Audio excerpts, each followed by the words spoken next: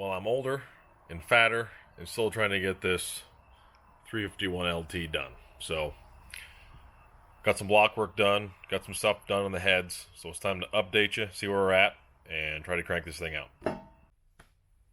Just to recap for everyone, just getting here. We're putting LT Gen 5 heads on a small block Ford from like a 1991 F-150.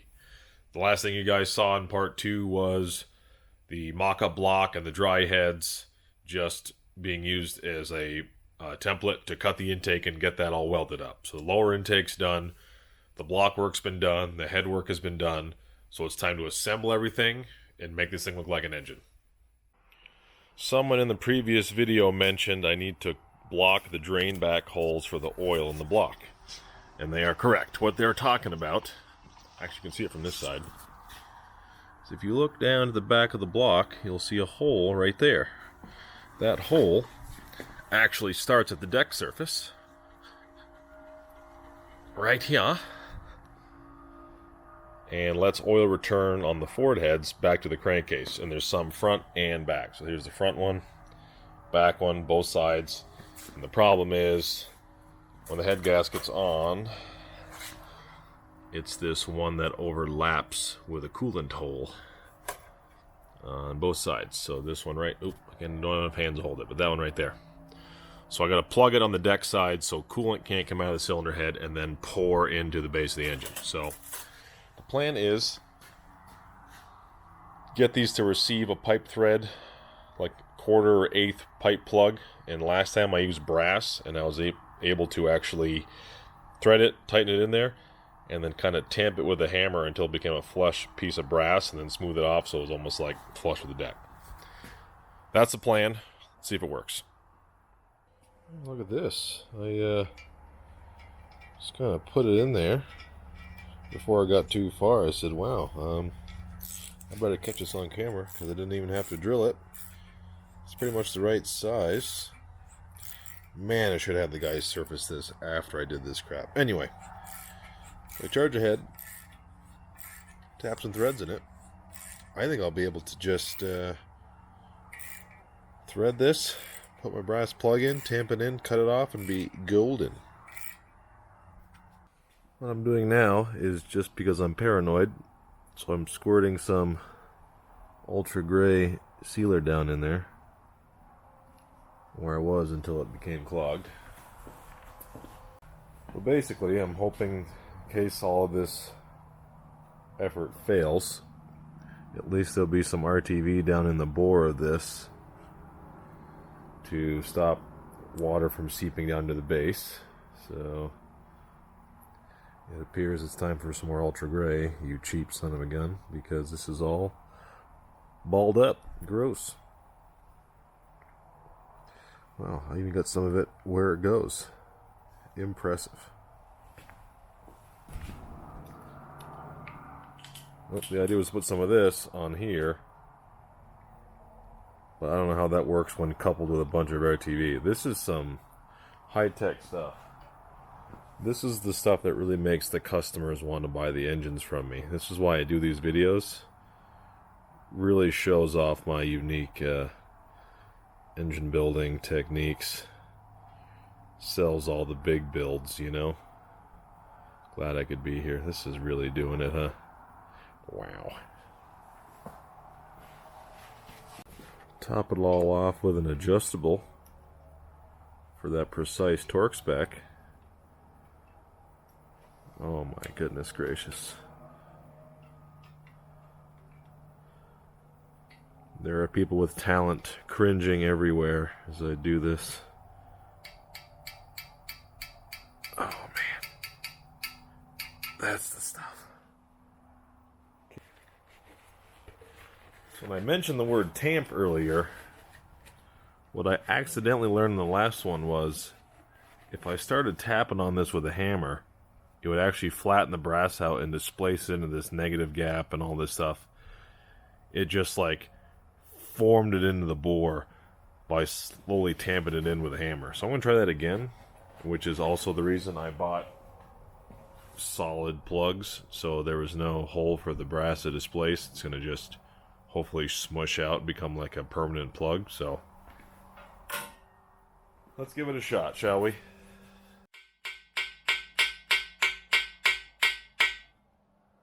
Kind of thinking I should cut some off because there's no way it's going to displace that much. It's just going to try to split it. So maybe I'll cut a little off first. What could go wrong here? What could go wrong?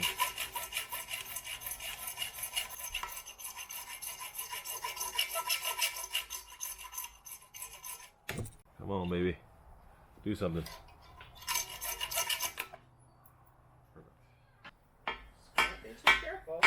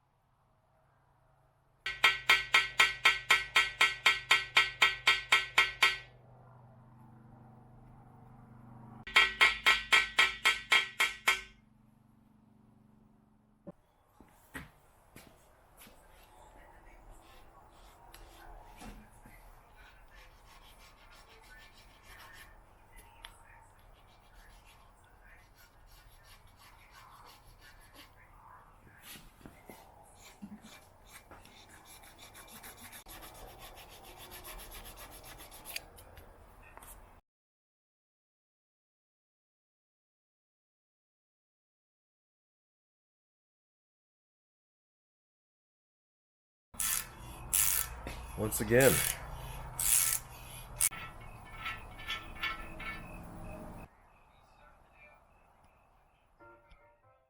And I was able to take a carbide like gasket scraper and kind of shave it clean so it's like, if I can get a view of this, come on, turn.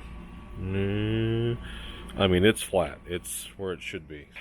And it's time to get this block cleaned up and probably move on to crank rods and piston time. Let's make this thing into a short block.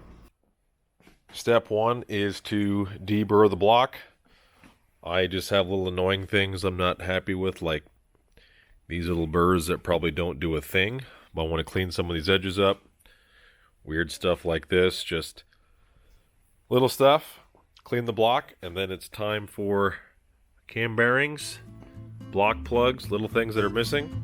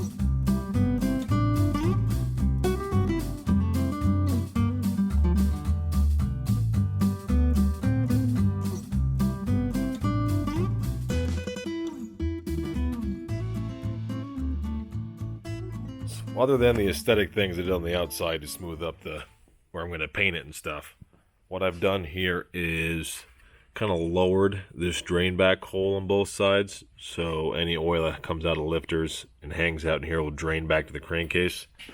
I tried to lower this front one, but I'm only going to get so far. I'm not going to cut into the block another 3/8 of an inch, but I think it will help from where it was.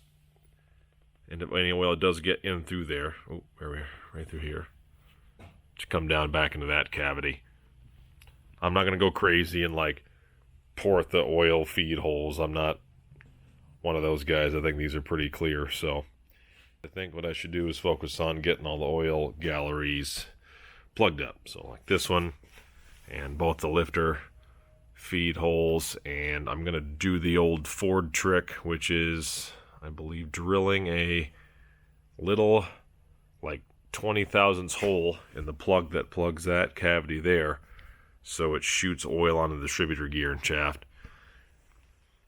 I don't have any sleeve retainer that I like to use, but I'll use high temp red.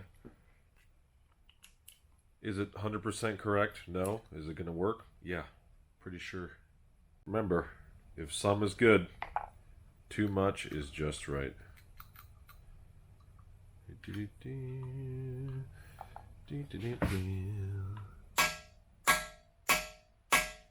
Oh yeah, that's the stuff. Hostess.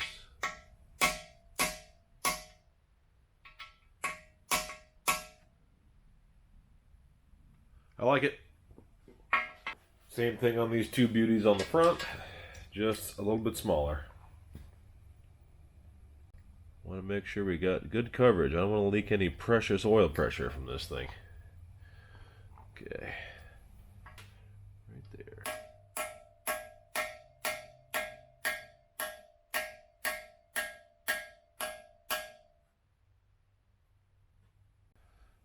All right, and the other one.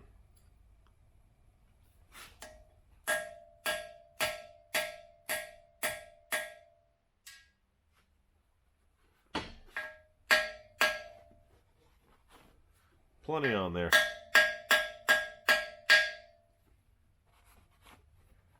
everybody in there flush? Perfect. We're going to move on to cam bearings. So, got some cam bearings here. Nothing performance, nothing coated, no tricks. Got the cam bearing tool out. Going to try to put these in and not screw them up. It's like one of my least favorite things to do is cam bearings. Yuck. So the only thing I got to do properly here is make sure this slot lines up with the hole that's in the top of the cam bore. So what I like to do is I draw a line with a Sharpie and I make sure I keep that line up where I can see it when I'm pushing it into the bore. Then I take like a mirror down inside and make sure the hole's lined up and look through it or shine a light through it. So I guess there's no more talking about it. Time to do it. Through all the bores. I think there's some rule like you gotta do the back one from the back or whatever, but I'm on a stand and I don't care. I know I can make this work, so we're gonna do it this way.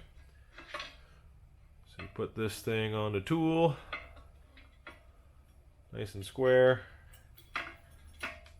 and then you use your carpal tunnel ridden wrist to tighten the tool up. That way it's on the shoulder good. Got my line vertical. Put my alignment cone in the first hole, and that should be all it takes. So let's get a hammer and really mess this up. Hammer time.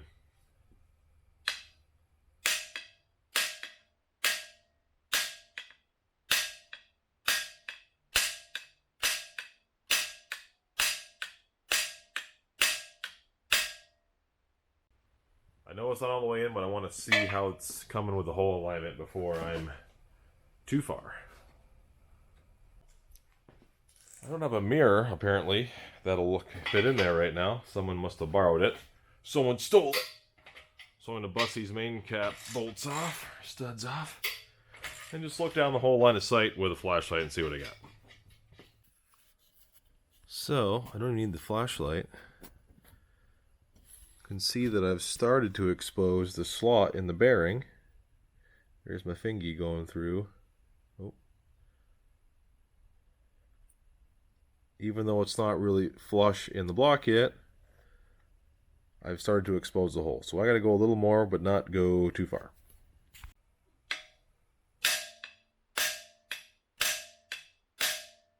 Ooh, that's feeling close. There she is. Slot in the bearing is lined up. And if I was a crazy engine builder guy, I'd run a bit down through that hole and I'd open up the hole in the cam bearing, but I'm not feeling that motivated right now. Okay, I've got the dash 4 bearing in there. It's labeled. Let me do a little...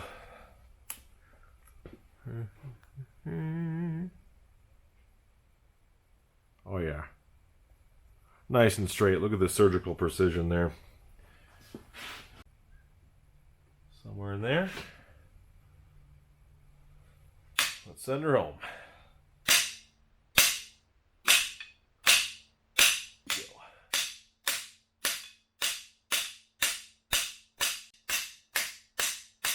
Number one has 2 holes. So I'm going to line that up with this one and this one. So I need to put the strategic mark on the one that goes up so it meets with the proper side hole over here.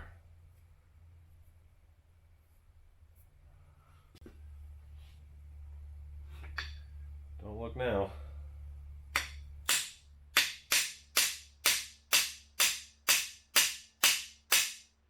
Doesn't look right. Oh, I could probably go a little more. See if you can see what I see. So, oh, come on, baby. Hole there, and the hole there. Line up. Cam bearings, be done. So, got everything laid out. Got ourselves the old stock truck 351 Windsor crankshaft. Notice the lack of center counterweights. Heck yeah, performance. And then eagle rods. The boys already balanced for me. I should have not touched them and stuff because now they're getting weird rust spots on them. But, oh yeah. Part number for you.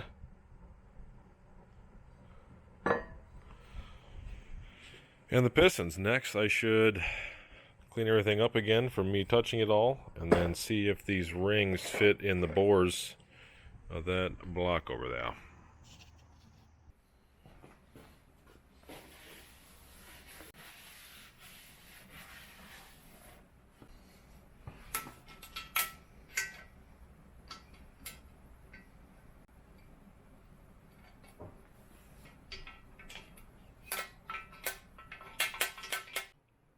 Alright, what's everybody's guess? I'm guessing that these are not gapped for me because that looks pretty tight. 9 thousandths goes through. How about lucky old 13? Yep, that goes through. Let's try a 15. Yeah, 15's got some tension, so looks like I got lots of gapping to do.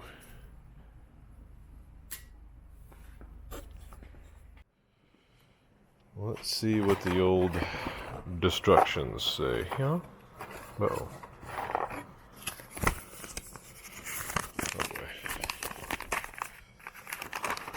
Oh boy. Piston ring instructions. Application. Well, high power, because you know, all the way. 30 plus pounds.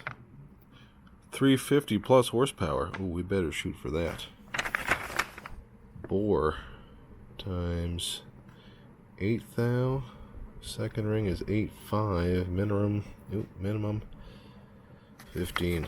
Well, I guess I can do some maths real quick like.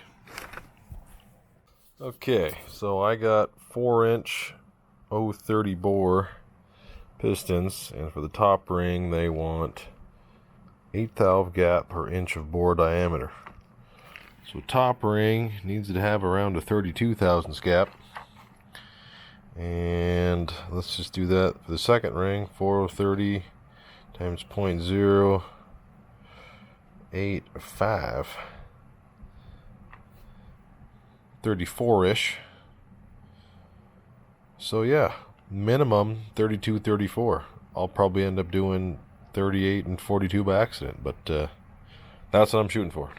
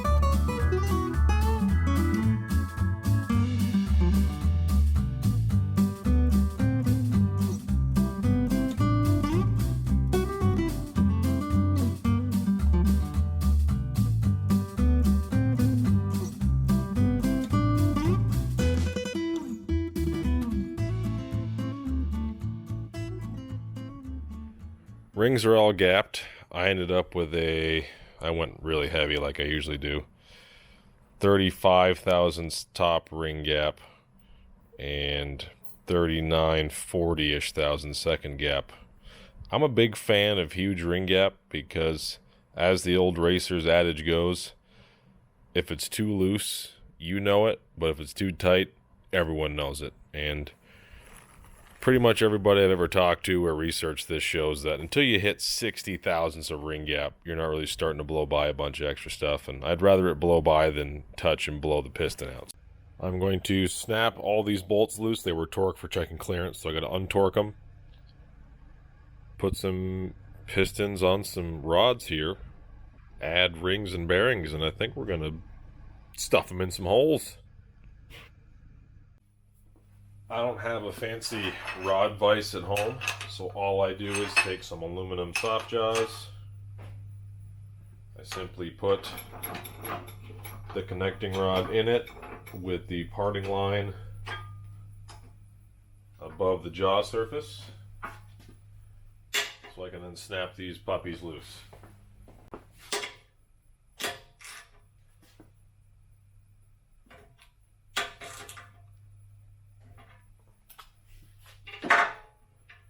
Then if you give them a couple turns, you can then grab on the top side of it and tap on the bolts, which will then separate it for you,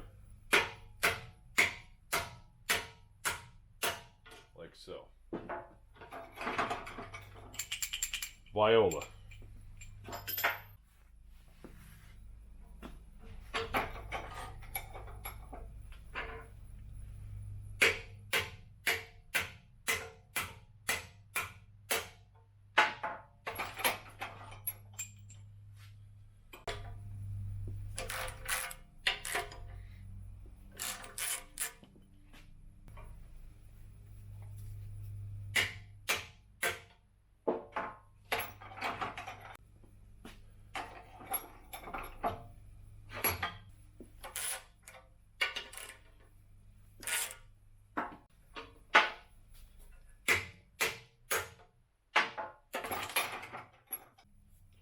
Now, the only thing special I got to do when putting these rods and pistons together is A, make sure the eyebrows are up. That's why they're called eyebrows, not lower lips.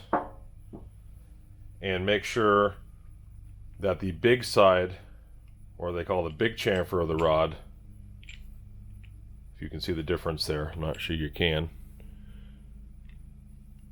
There's a very large chamfered surface here and a much squarer one here. The chamfered side always goes toward the radius or outside of the crank journal. Rod journal, sorry. So, this being number one, I need to keep this side forward, the big chamfer side, with the eyebrows up. So, ta-da. One little thing I'm going to do to make my life easier is put a clip into one side of these first before I even get started. So that way when I'm pushing the wrist pin through, it stops on this one, it doesn't just fall out. I like to put the gaps of the clip at the top because I was told in theory at high engine speeds the open gap of the clip can compress and loosen and in theory fall out, whereas the gap up or down, the forces don't make it compress as much or at all. So I listen to what I'm told and I put them up.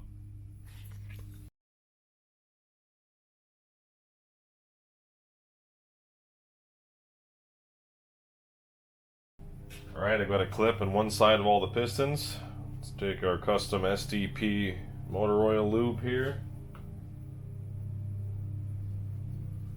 I got my eyebrows up on number one. So this is eyebrow up. And this will be forward.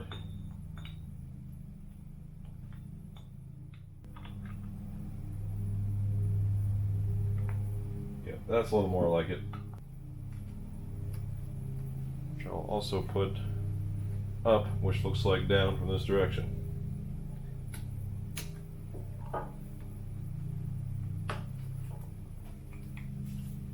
Viola. One down.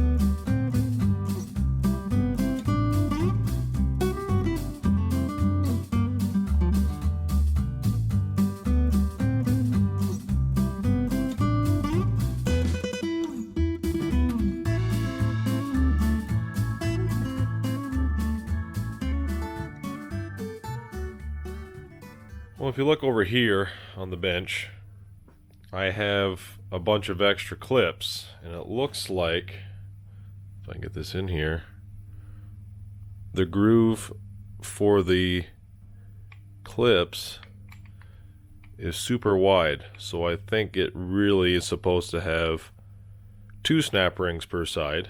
So what I'll do is I'll put one set up like this and one set down like this per side, because there's quite a bit of movement in that ring groove, which must be why there's double the rings in the box. I mean, I could read the instructions, but don't do that until everything fails, right? Yep, sure needed all the other clips. There's an extra one, but what you end up with now is a 1 up, 1 down, 2 clips per side. Tightens up all that wrist pin slop. So I think we are good to go. Time to find some rod bearings. Well, I've got a rod, piston, rings, and a bearing ready to go with the installer. Let's see if we can get this thing down where it goes.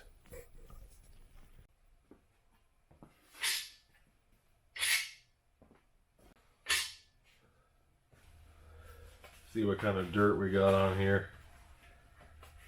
Ay caramba. I don't want any dirt. I better add some lint from this paper.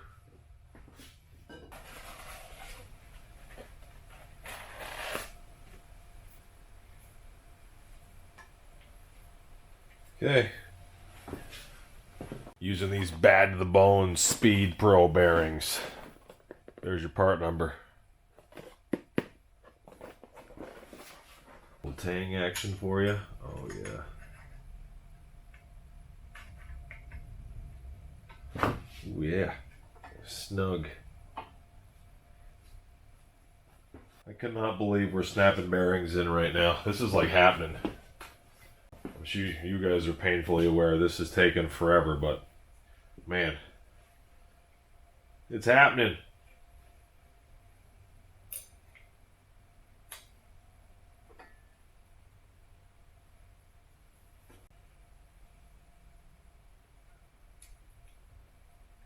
Does this mean I get to lay a crankshaft in here for the first time? Oh my gosh.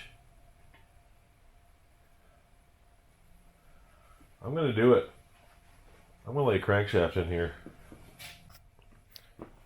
Alright, boys and girls, the crankshaft is out of the box. Got my old-timey mixture of SDP and motor oil. Who needs assembly lube when you can use this maple syrup? Oh yeah. Use my cheap squeeze bottle. Drizzle it on with perfect form. Might have hit the bearing there. Oh yeah, that's the stuff, Hostess. Oh man. The studs being in there is an extra piece I didn't really need to do, but you know. Step one is hit all the studs with the crank and then set her in. Oh. And then spin it so all the bearings pop out. It's my favorite. Okay. It's in there. Let's add some caps and stuff. Okay, got some caps. Got my lube bottle handy.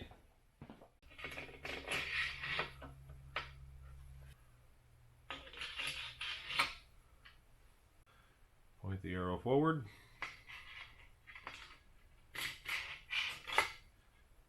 Nice. Number 1.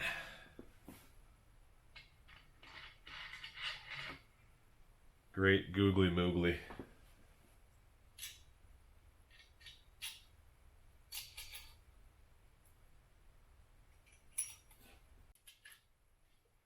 Okay, I'm going to put a little bit of ARP juice on there before I get the nuts on.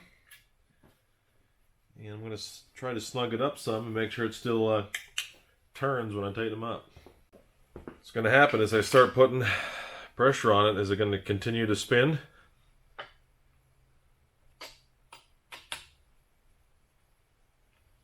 Get all these kind of just gently set onto the cap, so nothing. I got a few wrist pounds on everything. Ooh, lovely. Detect any thrust movement. Oh yeah. Yep.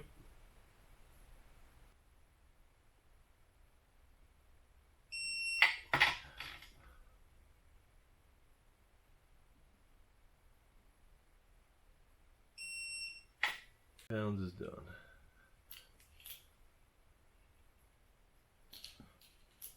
Let's get some rods and pistons together.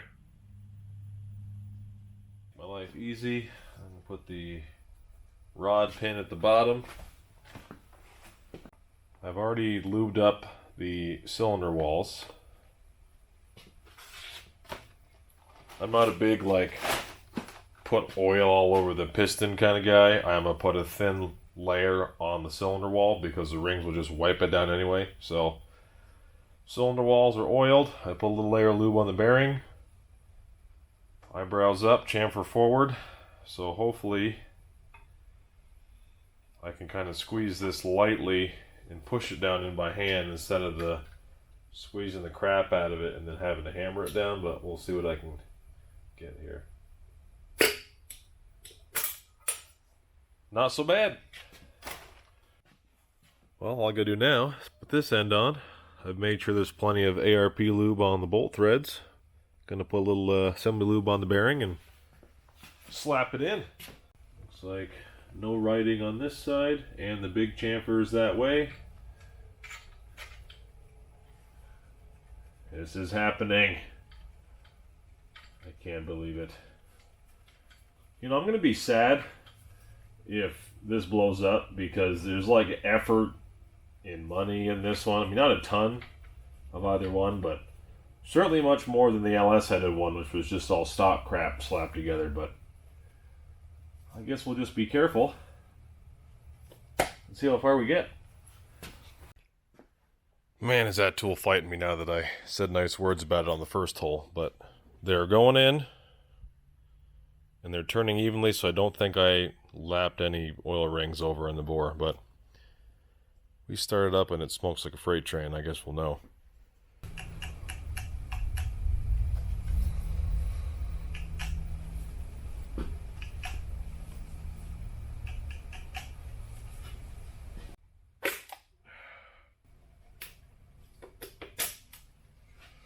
Not exactly great, but not the worst.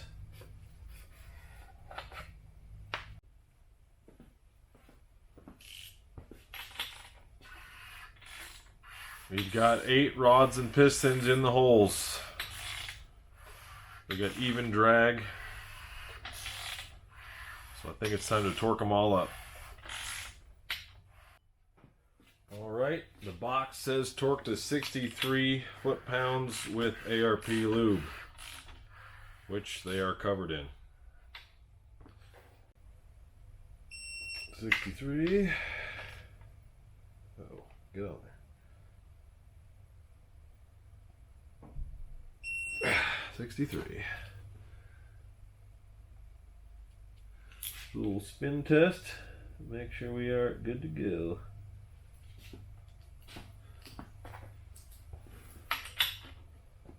Spin test. Magical. I didn't mean to leave you out, but I had to paint it. Dowel pins are in. Are you guys ready for the moment we've all been waiting for? Oh my gosh.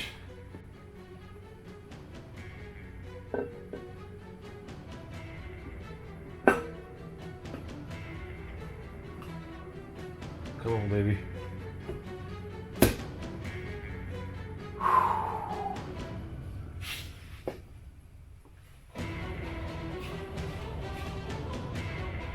Just looks so right.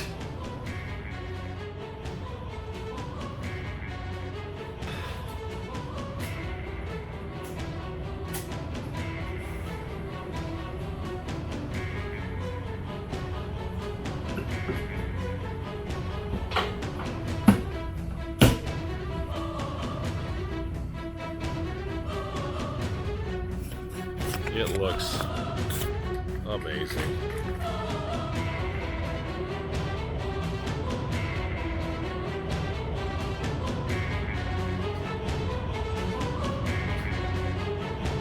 Oh my goodness gracious. Just as good as I'd hoped. These giant intake ports. What are your guesses? I put my guess in at 532 horse NA. I've got another guess at 518, so put in the comments what's the NA run gonna make. I'm gonna use a high ram intake with no intercooler in the way. And I'll go over the cam specs so you guys have a better guess. But man, there it is. Finally. I got the heads back off. I'm done admiring the motor. It's time to take the next steps, get the camshaft, lifters, timing set, front cover, all that stuff done. Quickly wanted to cover the camshaft I chose. This is a comp 35-426-8, or otherwise known as the XR288 RF-HR10. The specs are 236 degrees of duration at 50 on the intake and 240 degrees of duration at 50 on the exhaust. Lobe separation is 110. The valve lift with the Ford rockers would be 555 thousandths on the intake and 576 thousandths on the exhaust. Because we are using the LT rockers, which are now a 1.8 rocker ratio, that 555, 576 becomes 624, 648. So pretty spicy. The reason I chose this cam is it seemed like a pretty healthy NA cam. It has a little more duration than some I'd usually use for this, as in a street or turbo motor, but I'm trying to do a couple of things. A, I want to make more power than made the last one, but I also want to push the torque up further in the RPM range to try to save the crankshaft and the rods and everything in the block, so I'm not making peak torque at a low RPM. I also used an NA style cam because I'm hoping to have a really good pressure ratio in the exhaust, as in drive pressure, boost pressure, where the pressure on the exhaust side is not double to 3 times the intake. If anything, I'm hoping for a nice 1-to-1, 20 pounds of boost in the intake, 20 pounds of boost in the exhaust, effectively making it act NA. So instead of having a super wide lobe separation, we'll keep that at 110, and it should have good power NA and good power boosted.